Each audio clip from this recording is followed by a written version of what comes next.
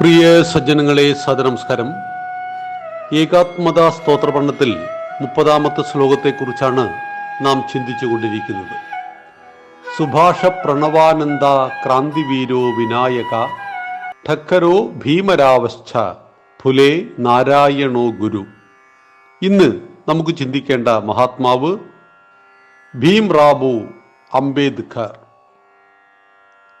മഹാരാഷ്ട്രയിലെ അംബവാഡയിൽ ശ്രീരാസ് പാലിൻ്റെയും ഭീമാബായിയുടെയും 14-ാമത്തെ സന്താനമായിരുന്നു 1891 ഏപ്രിൽ 14 ജനിച്ച ഭീംറാവു അംബേദ്കർ.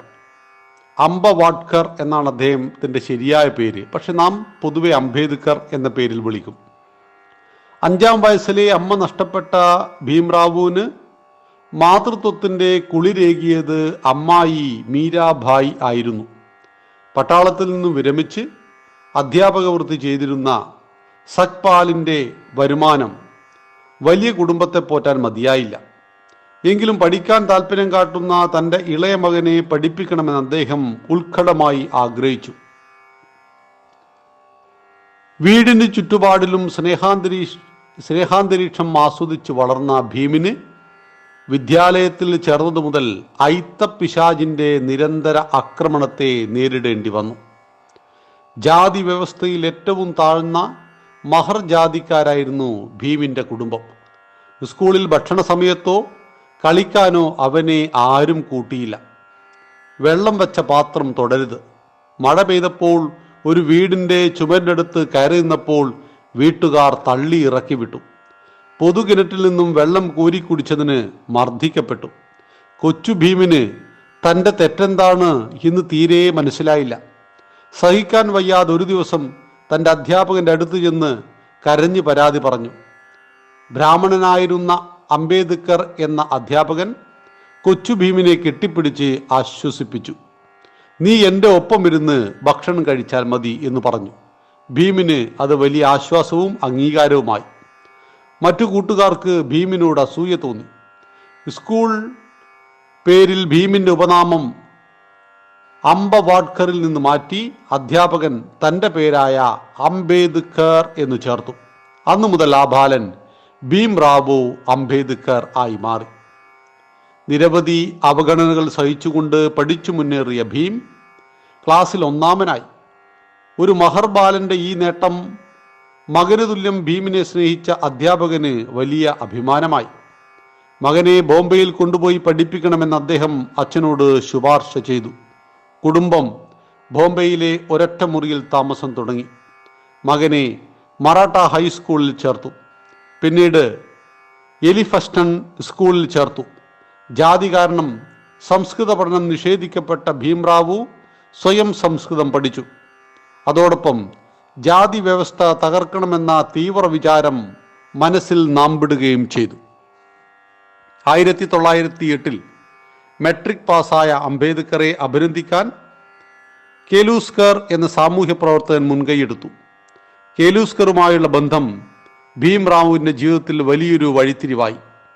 അക്കാലത്ത് 17 വയസ്സുള്ള അംബേദ്കറുടെ വിവാഹം 9 വയസ്സുള്ള രമാഭായിയുമായി നടന്നു. തുടർന്നുള്ള പഠനത്തിന് വഴിയൊന്നും കാണാതിരിക്കുമ്പോഴാണ് കേലുസ്കർ ബറോഡ മഹാരാജാവിന് ഒരു അപേക്ഷ കൊടുത്തു നോക്കുവാൻ പറഞ്ഞത്. അവശ്യ വിഭാഗങ്ങളെ സഹായിക്കുവാൻ തൽപരനായിരുന്ന രാജാവ് ഉടനെ തന്നെ മാസം 25 രൂപ സ്കോളർഷിപ്പ് അനുവദിച്ചു. 1912 BA പാസ്സായി ദരിദ്രമായ തൻ്റെ കുടുംബത്തെ സഹായിക്കാൻ ഒരു ജോലി തരണമെന്ന് ഭീംറാവു ബറോഡ മഹാരാജാവിനോട് അഭ്യർത്ഥിച്ചു. മഹാരാജാവ് അംബേദ്കർക്ക് തൻ്റെ സൈന്യത്തിൽ ഒരു ജോലി കൊടുത്തു. താൻ മഹർ ജാതിക്കാരൻ സൈന്യത്തിൽ അധികാരിയായത് വലിയ ചർച്ചാ വിഷയമായി. മഹാരാജാവിനെ ലംഘിച്ച് ആർക്കും ഒന്നും ചെയ്യാൻ പറ്റാത്തതിനാൽ മാത്രം പൊട്ടിത്തെറിയൊന്നും ഉണ്ടായില്ല. മഹാരാജാവും എതിർപ്പുകളെ കണ്ടഭാവം നടിച്ചില്ല. അച്ഛൻ്റെ മരണത്തോടെ ഭീമിന് വീണ്ടും പഠിക്കണമെന്ന ആഗ്രഹം ഉണർന്നു. കേലുസ്കറെ ചെന്ന് കണ്ടപ്പോൾ അദ്ദേഹം വീണ്ടും ബറോഡ മഹാരാജാവിനെ സമീപിച്ചു. മഹാരാജാവ് തന്ന ജോലി വിട്ട് പഠിക്കാൻ ആഗ്രഹിക്കുന്ന കാര്യം അദ്ദേഹത്തോട് പറയാൻ നിൽക്കുകയായിരുന്നു അംബേദ്കർ. എന്നാൽ ദയാലുവായിരുന്ന മഹാരാജാവ് പ്രതിമാധനനും അയിത്തജാതിക്കാരനുമായിരുന്ന ആ യുവാവിനെ പ്രോത്സാഹിപ്പിക്കുവാൻ ഒട്ടും അമാന്തിച്ചില്ല. അമേരിക്കയിലെ കൊളംബിയ സർവകലാശാലയിൽ പഠിക്കുവാനുള്ള ചിലവെല്ലാം വഹിക്കാമെന്ന് മഹാരാജാവ് ഏറ്റു. തിരിച്ചു വന്നാൽ തൻ്റെ കീഴിൽ 10 വർഷം ജോലി ചെയ്യണമെന്ന നിബന്ധന അംബേദ്കറെ സംബന്ധിച്ചിടത്തോളം ജോലി കിട്ടുമെന്ന ഉറപ്പു തന്നെയായിരുന്നു. അമേരിക്കയിൽ നിന്ന് MA PhD കഴിഞ്ഞ് ഡോക്ടർ അംബേദ്കറായി തിരിച്ചെത്തിയ അദ്ദേഹം ബറോഡ രാജ്യത്തിലെ ഏറ്റവും വലിയ ഉദ്യോഗത്തിൽ നിയമിതനായി. എന്നാൽ ജാതിഭൂതം അവിടെയും പിന്തുടർന്നു. ഫയലുകൾ എടുത്തു കൊടുക്കുവാനോ വെള്ളം കൊടുക്കാനോ മറ്റു ജാതിക്കാരായിരുന്ന ശിപായികൾ തയ്യാറായില്ല. തൻ്റെ സമൂഹം അനുഭവിക്കുന്ന ഈ നരകതുല്യമായ അയിത്തം തകർക്കുവാൻ അദ്ദേഹം നിശ്ചയിച്ചു. ഇതിനിടെ 1927 അദ്ദേഹത്തെ ഗായ്ക്വാഡ് മഹാരാജാവ് ലെജിസ്ലേറ്റീവ് കൗൺസിൽ നിയമസഭയിൽ അംഗമാക്കി. 1920 ബോംബെയിൽ നിന്ന് മൂക്കനായക് എന്ന പേരിൽ ഒരു പത്രം ആരംഭിച്ചു. അധസ്ഥിതി വിഭാഗങ്ങൾ നടത്തുന്ന ആദ്യ പത്രം. കോലാപ്പൂർ രാജാവ് ഇതിനായി നല്ലൊരു തുക സംഭാവന ചെയ്തു. അതോടൊപ്പം തന്നെ 1927 ബഹിഷ്കൃത് ഭാരത് വാരികയും ആരംഭിച്ചു. എന്നാൽ കുടുംബജീവിതം മക്കളുടെയും ഭാര്യയുടെയും മരണം മൂലം ദുഃഖമായി തന്നെ തുടർന്നു. 1927 ചാപ്പുദാർ തടാകത്തിൽ നിന്നും വെള്ളം കുടിക്കുവാനുള്ള അധികാരത്തിനായി അയിത്തജാതിക്കാരുടെ വലിയ സമ്മേളനം നടന്നു. മുമ്പ് തന്നെ ബോംബെ സർക്കാരും ബറോഡ മഹാരാജാവും ബോംബെ ഹൈക്കോടതിയുമെല്ലാം പൊതുസ്ഥാപനങ്ങളും ജലാശയങ്ങളും ജാതി ഭേദമന്യേ എല്ലാവർക്കും തുറന്നു കൊടുക്കണമെന്ന് പ്രഖ്യാപിച്ചിരുന്നു. എന്നിട്ടും ഈ അധികാരം നേടിയെടുക്കുവാൻ അധസ്ഥിത വിഭാഗത്തിൽപ്പെട്ടവർ ധൈര്യപ്പെട്ടില്ല. അനുവദിച്ചു കൊടുക്കുവാൻ ഉയർന്ന ജാതിക്കാരും തയ്യാറായിരുന്നില്ല. മേൽപ്പറഞ്ഞ സമ്മേളന ശേഷം ചാപ്ദാർ തടാകത്തിൽ നിന്ന് എല്ലാവരും വെള്ളം കുടിച്ചു. അതോടൊപ്പം വീരേശ്വർ ക്ഷേത്രത്തിൽ പ്രവേശനം വേണമെന്ന ആവശ്യമുയർത്തി സമ്മേളനത്തിൽ പങ്കെടുത്തവരെ നാട്ടുകാർ മർദ്ദിച്ചു. ഭീമാറാവു അംബേദ്കറുടെ ജീവചരിത്രം ഒരു കാലഘട്ടത്തിലെ ഭാരതത്തിൻ്റെ ദയനീയമായ ചരിത്രം കൂടിയാണ്. തൊട്ടുകൂടായ്മയുടെ തീണ്ടിക്കൂടായ്മയുടെ ദൃഷ്ടിയിൽപ്പെട്ടാലും ദോഷമുള്ള അവസ്ഥയിൽ നാം അഥവാ ഹൈന്ദവ സമാജം അസംഘടിതരായി പോയൊരു കാലഘട്ടത്തിലാണ് ഈ പറയുന്ന സകല വൈദേശിക ശക്തികളും അനായാസേന നമ്മെ പിടിച്ചടക്കിയത്. ഈ ജാതിഭൂതങ്ങളുടെ ഈ തൊട്ടുകൂടായ്മയും തീണ്ടിക്കൂടായ്മയും ഏറെ അനുഭവിക്കേണ്ടി വന്ന അംബേദ്കർ എങ്ങനെ വളർന്നു? അദ്ദേഹം ഭരണഘടനയുടെ ശില്പിയായി തീർന്നത് എങ്ങനെ? 1931 വട്ടമേശ സമ്മേളനത്തിൽ മുസ്ലിങ്ങൾ പ്രത്യേക സീറ്റുകൾ നേടി. അയിത്തജാതിക്കാർക്ക് സീറ്റ് വേണമെന്ന് ഡോക്ടർ അംബേദ്കർ വാദിച്ചു. എന്നാൽ ഭാരതത്തിൽ തിരിച്ചെത്തിയപ്പോൾ അധസ്ഥിതർക്ക് എല്ലാ ഹിന്ദുക്കളും വോട്ട് നൽകുന്ന സ്ഥിതിയാണ് നല്ലതെന്നും അല്ലാത്ത പക്ഷം അവർ മുഖ്യധാരയിൽ നിന്ന് വേറിട്ട് നിൽക്കുമെന്നും ഗാന്ധിജി വാദിച്ചു. അധസ്ഥിതർക്ക് പ്രത്യേക സീറ്റും വോട്ടും വേണമെന്ന ആവശ്യം അംഗീകരിക്കുന്നതിനെതിരെ ഗാന്ധിജി ഉപവാസം ആരംഭിച്ചു. എന്നാൽ അവരുടെ അവകാശങ്ങൾ ബലികഴിക്കുവാൻ താൻ തയ്യാറല്ലെന്ന് അംബേദ്കറും ശഠിച്ചു. ധാരാളം മധ്യസ്ഥന്മാർ ഇരുവരുമായി ചർച്ച നടത്തി. അവസാനം ബ്രിട്ടീഷുകാർ നൽകിയ പ്രത്യേക സീറ്റെന്ന വാഗ്ദാനം നിരസിച്ചാൽ ഹിന്ദു സീറ്റുകളിൽ അധസ്ഥിതർക്ക് സംവരണം നൽകാമെന്ന് ഒത്തുതീർപ്പായി. അങ്ങനെ അവർക്ക് ബ്രിട്ടീഷുകാർ നൽകുമായിരുന്ന 78 പകരം 141 സീറ്റ് കിട്ടി. ഹിന്ദു സമൂഹത്തിലെ വലിയൊരു പിളർപ്പും ഒഴിവായി. ഈ കരാറാണ് പൂന പാക്ട് എന്ന പേരിൽ പ്രസിദ്ധമായത്. മദൻ മോഹൻ മാളവ്യയും ഡോക്ടർ അംബേദ്കറുമാണ് കരാറിൽ ഒപ്പിട്ടത്. മഹാരാഷ്ട്രയിലെ കാലാറാം ക്ഷേത്രത്തിൽ പ്രവേശിക്കാൻ പ്രക്ഷോഭം നടത്തി അമ്പലത്തിലെത്തിയ ഡോക്ടർ അംബേദ്കറെയും അദ്ദേഹത്തിൻ്റെ കൂടെയുള്ളവരെയും അമ്പലം ഭരണസമിതി പുറത്താക്കി. ഞാനൊരു ഹിന്ദുവായാണ് ജനിച്ചത്, എന്നാൽ ഒരു ഹിന്ദുവായി ഞാൻ മരിക്കില്ല, അദ്ദേഹം അപ്പോൾ പ്രസ്താവിച്ചു. ഇതോടെ ക്രിസ്ത്യൻ മുസ്ലിം മതം മാറ്റ കഴുകന്മാർ ഡോക്ടർ അംബേദ്കറുടെ പ്രസ്ഥാനത്തെ നോട്ടം വിട്ടു.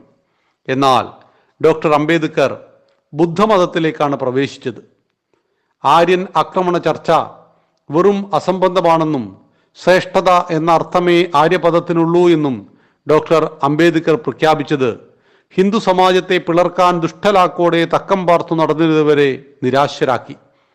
1947 വിഭജന കാലത്ത് സുരക്ഷിതമായ അതിർത്തികളും സുരക്ഷിതമായ സൈന്യവും എന്ന അഭിപ്രായം അദ്ദേഹത്തിൻ്റെ ദീർഘദർശിത്വത്തിനു തെളിവായി. പൂനെയിലും ബോംബെയിലും പ്രൊഫസറും പ്രിൻസിപ്പാളുമായി സേവനം അനുഷ്ഠിച്ചിരുന്നു ഡോക്ടർ അംബേദ്കർ. 1947 ഭാരതം സ്വതന്ത്രമായപ്പോൾ സ്വതന്ത്ര ഭാരതത്തിലെ ആദ്യ നിയമ വകുപ്പ് മന്ത്രിയായി. 1947 ഓഗസ്റ്റ് 29 ഭരണഘടനാ നിർമ്മാണ സമിതി ഉണ്ടാക്കിയപ്പോൾ ഡോക്ടർ അംബേദ്കർ ആയിരുന്നു അതിൻ്റെ അധ്യക്ഷൻ. പ്രതിഭാതനായിരുന്ന അന്നത്തെ വ്യവസായ മന്ത്രി ടി കൃഷ്ണമാചാര്യയുടെ വാക്കുകളിൽ മറ്റ് 6 പേരും വിവിധ കാരണങ്ങളാൽ ഭരണഘടനാ നിർമ്മാണത്തിൽ താല്പര്യം കാണിച്ചില്ല. ആ ജോലി നിയമമന്ത്രി ഡോക്ടർ അംബേദ്കർ ഏകദേശം ഒറ്റയ്ക്ക് തന്നെയാണ് ചെയ്തു തീർത്തത്. 1948 നവംബർ 26 ഭരണഘടന പൂർണ്ണമായി അംഗീകരിക്കപ്പെട്ടു. 1950 ജനുവരി 26 രാഷ്ട്രപതി ഭരണഘടന അംഗീകരിച്ചതോടെ ഭാരതം പരമാധികാര ഗണരാജ്യമായി, റിപ്പബ്ലിക്കായി. 1950 അദ്ദേഹം ഔപചാരികമായിട്ട് ബുദ്ധമതം സ്വീകരിച്ചു. 1956 ഒക്ടോബർ 16 വിജയദശമി നാളിൽ നാഗപ്പൂരിലെ ദീക്ഷഭൂമി എന്ന് പിന്നീട് അറിയപ്പെട്ട സ്ഥലത്ത് ഒന്നിച്ചുകൂടിയ 10,000-ങ്ങൾക്ക് അദ്ദേഹം ബുദ്ധമത ദീക്ഷ നൽകി. ഹിന്ദുമതത്തോട് വളർന്നു വരുന്ന അസംതൃപ്തിയെ നമ്മുടെ ഭാരതത്തിൻ്റെ സംസ്കാരത്തിനിണങ്ങിയ വിധത്തിലുള്ള വഴി തുറന്നു കൊടുക്കേണ്ടത് എൻ്റെ കർത്തവ്യമായിരുന്നു എന്ന് ഡോക്ടർ അംബേദ്കർ ഇതിനെപ്പറ്റി ഒരു മുതിർന്ന സംഘകാര്യാർത്ഥാവിനോട് പറഞ്ഞത്. 1956 ഡിസംബർ 6